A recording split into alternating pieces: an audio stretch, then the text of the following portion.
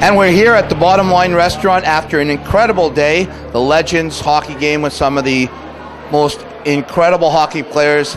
Pavel Bure, Joe Sakic, Adam Oates, the magician with the assist, unbelievable. And of course, Toronto's favorite son, I think, Matt Sundin, captain of the team for a number of years. And now we're here with one of Toronto's legends, one of my favorites. 1972, I was 12 years old, Mr. Ellis, and I watched you guys, and I was in awe. And unbelievably, 30 years later, I played for Canada myself. You know, it's been a while, obviously now. The feeling's still incredible when people talk about the event. Well, we just had our 40th anniversary this past September, and it continues to amaze us as a team how this Summit Series and 72 still remains at the front of most people's minds, and it's now being passed down from generations, what that series meant to Canadians at the time. And what a thrill it was for me. It was certainly the highlight of my career.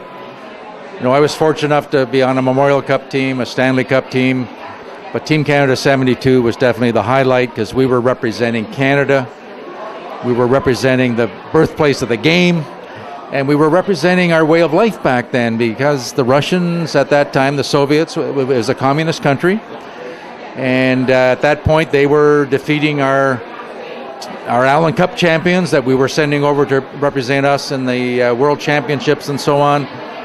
The Russians were handling them in World Championships, Olympics, and we all kept saying here in Canada, but we're not using our pros. Well, 72 was the first time. Just a quick part of, probably one of the highlights of the reunion we've had. We had a trip to Russia. 15 of my teammates and I went to Russia, and we were amazed at why the Russians want to celebrate the Summit Series when, yeah, it was a very slim victory for Team Canada, but the Russians felt it was a very monumental time in their hockey development because they proved to the world that they could play with the Canadians and Canadian pros, and on any given night, either team could win. Yeah, they could play with the big boys, and I think it was the two cultures. It was the big bad Russians. I remember 12 years old, my brother was 15. My father, who never watched hockey, was in front of the TV, and he was going crazy and screaming at Yakashev and Harlamov and some of those guys. Now, let me ask you a question. For me, I'm 52. I have 3 kids, and I have a 2-year-old grandson. One of the things that I am extremely proud of is the fact that when my grandson is 6, 7, 8, I'm going to show him that box set of the 72 series. Not the Stanley Cup from different, and not my game from 2006, but the Summit Series from 1972. When people tell you about that my grandson or my son is falling in love with Hugh and Henderson and the greats, how does that make you feel? Well, it's unbelievable to know that our team is still held in that esteem. And I think there's a couple of reasons as I reflect back on it and try to figure this all out. Number one, our team is known for a team that faced adversity, a lot of adversity. And number two, we're known as a team that made the miracle comeback, if you like. We had to win the last 3 games in Moscow on foreign soil. And I think it speaks to the Canadian spirit. And here we are, Remembrance Day weekend. I think it also speaks to the Canadian spirit of our armed forces. I wouldn't want to compare the Summit Series to the armed forces, but I think it reminded our people of Canadian spirit, that never count the Canadians out at any time, whether it's athletics, whether it's with regards to peace around the world. Never count the Canadians out.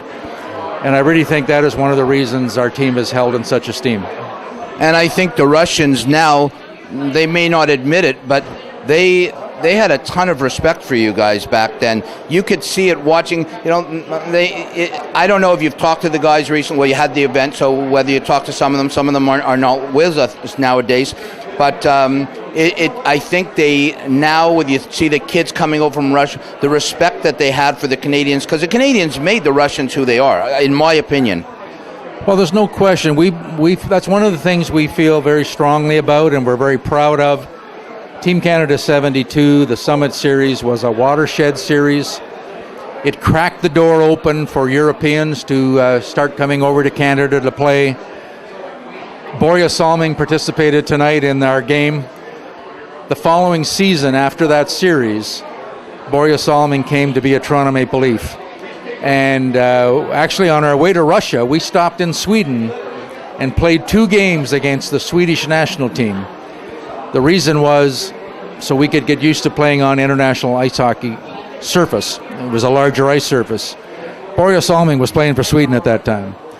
And he was selected the MVP, Swedish MVP player each game. And it was a thrill to see him and know that he was coming to the Leafs the next year. So that series cracked the door open for Europeans as well as Russians to come to the National Hockey League. And it opened the door to our juniors playing in World Championships, our women's hockey playing in World Championships, you as a star in sledge hockey playing in World Championships. I really believe that series opened the door for all of that. And I truly believe, as a retired sledge hockey player, had the opportunity to play in 3 Paralympic Games, that we owe everything to you guys, because I had the opportunity to do some incredible things older in my life that we would have never had it been not for the 1972 series and what you guys done. Now, bringing that into today, everything that you did with your teammates today as a big part of the Hockey Hall of Fame, how does it make you feel to see Pavel Bure, the Russian Rocket, as a Russian-born player, phenomenal hockey player, being inducted to the halls of the Hall of Fame? Well deserved, of course. His stats are exceptional, and of course he's one of the first Russians to actually play in the NHL to be inducted. Yakashev, I think, is going to be inducted into the Hockey Hall of Fame in the very near future. Tretiak is already an honored member of the Hockey Hall of Fame, and he never played in the NHL. Pavel Bure played in the NHL. He showed he could play in the NHL. 260-goal seasons, and we can go on and on with those stats. Absolutely. He deserves to be an honored member. And I think, as I believe Mr. Yakashev is going to be in town to honor him when he's inducted. I was actually hoping. I looked at a sheet today and I saw that his name was on the sheet, and I was so excited. Oh my God, Yakashev, because I love Yakashev. But we've talked about the great Canadian team of 72. Now, something not so great, the lockout. You know, you played for the love of the game. I'm not saying anything. I am pro player in this, and I'm not going to ask you what you are, pro player or pro owner. It doesn't matter. I'm going to ask you, as a player who played for the heart and soul and love of the game, as a Toronto Maple Leaf and a Canadian idol in a lot of people's opinion, how does it make you feel that we have no hockey? 17,000 people went crazy today at the ACC, and we haven't had hockey all year. Well, I'm a fan today, and I'm disappointed, of course, that we don't have the game. It's definitely affecting so many people other than the NHL and the NHL players. The Hockey Hall of Fame is feeling the impact. The local restaurants, the local hotels in every city, the people that look forward to working those games don't have that opportunity. So it filters down and impacts so many people in this country. When I was playing in the 60s, I was honored to play. I probably would have played for nothing. I mean, you got to live, but that wasn't a priority. I loved the game. I wanted to play. I thought we were, in the 60s, we were paid fairly, maybe taken advantage of to a certain extent, but we accepted that. There was no Players Association, etc. So you accept that when you become a pro. Today there's a big pie. I find it very hard to understand why they can't come to an agreement to come up with a way to split that pie. I don't know all the idiosyncrasies. I probably shouldn't be commenting because I really haven't studied it as much as I should. I listen to the sports writers who are on it every day, and they don't understand it either. So I really hope the powers that be can get this thing done. We can get the game back where it should be. It's part of our culture. It's part of our weekly schedule.